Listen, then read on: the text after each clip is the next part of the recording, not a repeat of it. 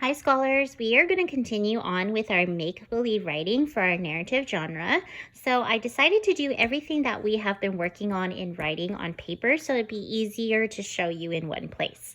So the first step, what we did was we decided on a character and then we decided on some adjectives to describe our character.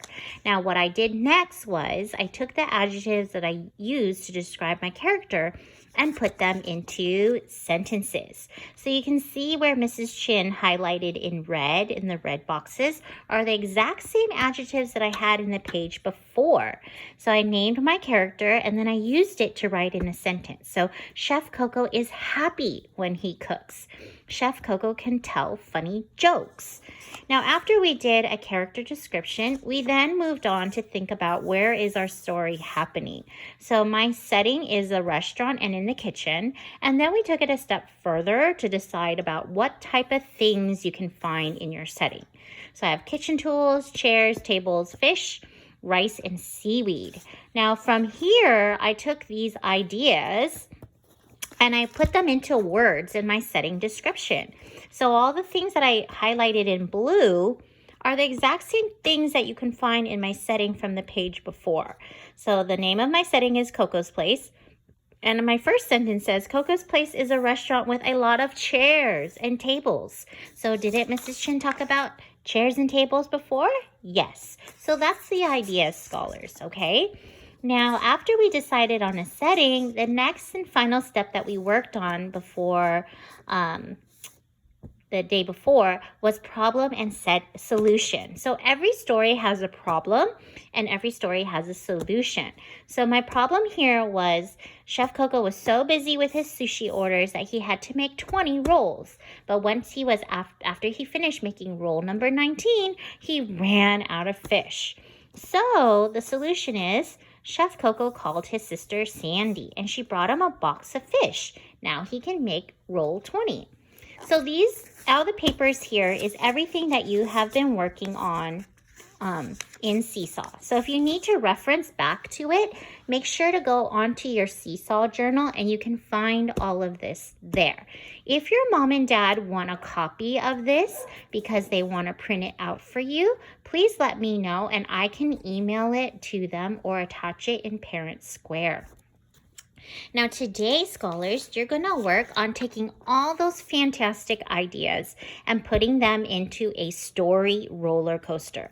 When you ride a roller coaster, you start from the bottom, you reach to the top, and then you come back down again. So in your story roller coaster, you're going to start off with an introduction and tell the characters and the setting. You can also do a story starter, like Once Upon a Time, There Once Was, or One Beautiful Day. Now, once you do the introduction, you're going to talk about the problem. Then you're going to talk about the solution. And then you're going to have an ending and talk about a feeling that the character might have. Now, each one of these should be a different sentence. So if you have characters as one sentence, and your setting as another sentence, and your problem and solution as another sentence, and a feeling sentence, altogether you could have about 5. So you're going to work on your story roller coaster today. We're just planning and thinking, and we'll do the final writing on Friday. So you're going to take all your ideas from Seesaw. You're going to plug them in to your own story roller coaster. So here I have my introduction, here I have my problem, here I have my solution, and here I have my ending. Now today when I did mine, I kind of put it in sentence form just to give me a little idea how my story might sound. And then when I do my final draft, I might add more sentences and details so that my story is complete. So, for example, my introduction, I said, one day, Chef Coco, the sushi chef, opened his restaurant. It was called Coco's Place. Did I talk about the character? Yep, Chef Coco. Did I talk about the setting? Yep, Coco's Place and restaurant.